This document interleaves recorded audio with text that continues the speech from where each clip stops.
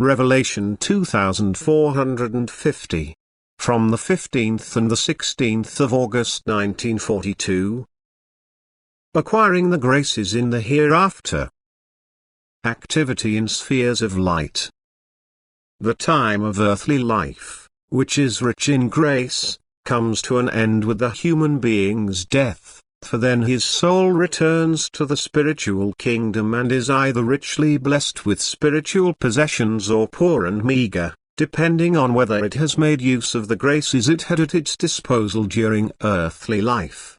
As soon as earthly life is over, the supply of grace ceases in so far as the being now has to struggle for it itself. Thus it only acquires grace again through its right attitude towards God. Thus it is granted divine grace, that is his help, if it professes God. Thus it acquires his emanation of love through the will to work of love.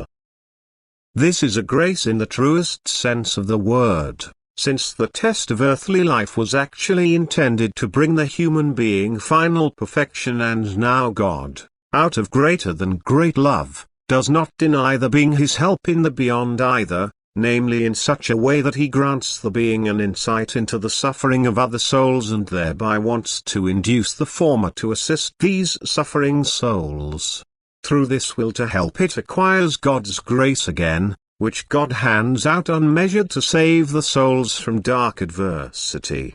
And the soul thanks its Creator when it has become knowledgeable, that is when it can receive God's emanation of love. For then it is full of bliss and continuously praises and glorifies God.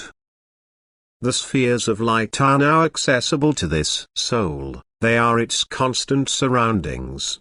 It no longer has to fear a decline, it can only enter ever brighter spheres of light, but never a shadow will cloud its bliss. And now its activity in the beyond begins, which brings it utmost satisfaction. For it only carries out what deepest love impels it to do, and therefore its present activity is blissful.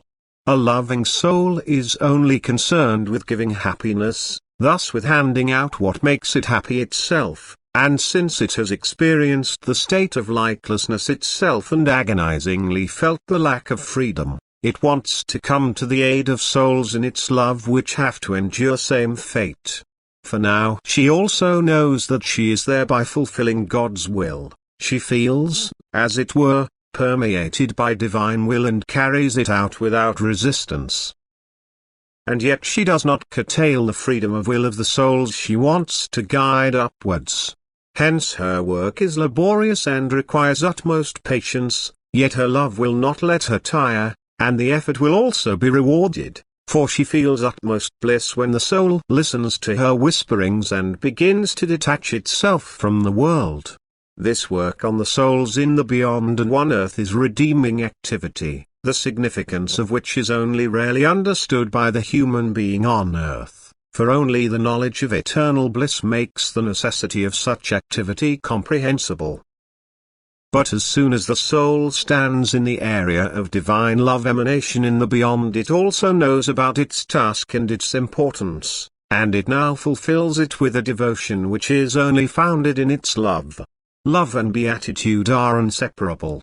The soul has to prepare beatitude in love because it constantly receives beatitude, and it has to help the still bound souls to remove all obstacles which deny access to beatitude.